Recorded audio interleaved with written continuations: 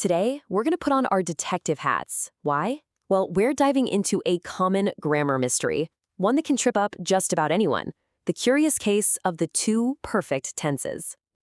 Okay, picture this. You walk into the kitchen, you're craving a cookie, you reach for the jar, and it's empty. The real mystery isn't just who did it, but how you even ask the question to find out what happened. Now, you might look at these two questions and think, hey, aren't they basically the same thing? But look closer. That tiny change from has eaten to has been eating completely transforms the crime scene. One suggests the heist is over, the job is done. The other one? It hints that the culprit might still be lurking around, maybe with a few crumbs on their shirt. Yeah, that one little word, Ben, changes the entire story.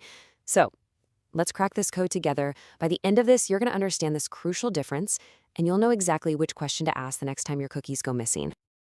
All right, any good investigation starts with the first clue. So let's examine our first piece of evidence, the tense that's all about the process of the action itself. We're talking about the present perfect continuous. So, what's its main job? Well, the present perfect continuous zooms in on things that started a while ago and are either still happening or have just stopped. You can think of it as being totally focused on the journey, the activity, and how long it's been going on. And here are its telltale signs, its fingerprints, if you will. First, it's all about duration. You can practically hear a stopwatch ticking. Second, it leaves evidence right here in the present, like getting dirt on your hands, that comes directly from the process. And here's the kicker. The action itself might not even be finished yet. For example, imagine someone says, "Sorry, I am so dirty, but I've been painting." You instantly know what they were just in the middle of doing, right? The evidence is literally all over them. The dirt isn't the result of a finished masterpiece hanging on the wall. No, it's the result of the messy, ongoing process of painting. The activity itself is what created the situation you see right now. Now, let's bring in our second suspect, the present perfect simple. This one builds the other half of the story. It shifts our focus away from the messy process and shines a bright spotlight directly on the finished product. You see, the present perfect simple is all about actions that are completely, totally, 100% finished. When they happen in the past doesn't really matter. What's important is the result, the evidence we can see right here, right now.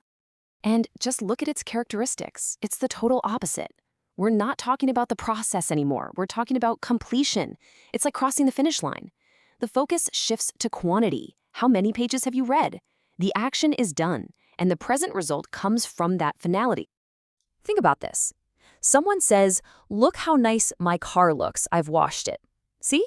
The focus isn't on the sweat and the scrubbing. It's on the end result. That beautiful, shiny car. The evidence in this case is the sparkling clean car, and that result only exists because the job of washing it is completely finished.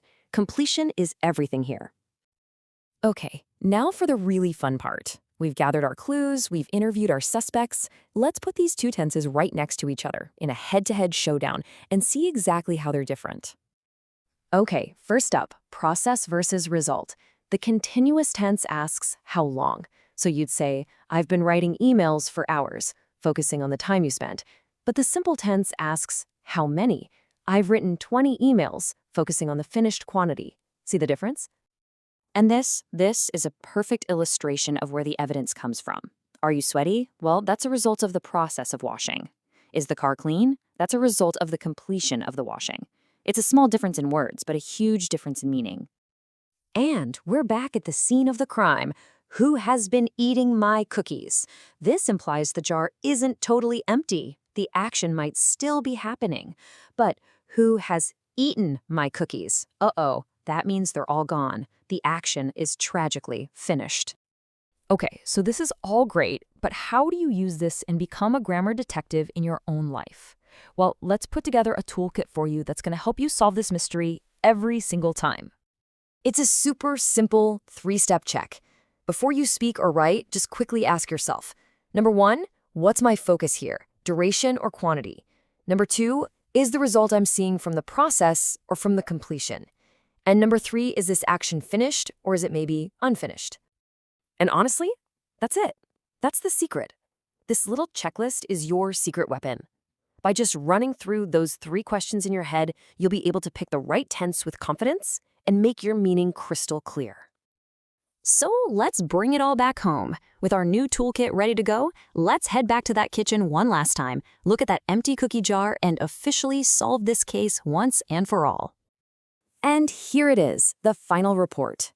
If you see a few cookies left, you ask, who has been eating my cookies? Because you're focused on that unfinished process. But if that jar is completely empty, you ask, who has eaten my cookies? Because the action is completed and the devastating result is staring you in the face. Case closed. And there you have it.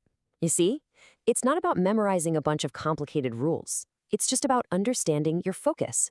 Are you talking about the journey or the destination? The action or the result? Now you know how to spot the difference and always choose the right words. So you've successfully cracked the case of the perfect tenses. The only question left is, with this new skill in your detective's toolkit, what's the next grammar mystery you're ready to solve?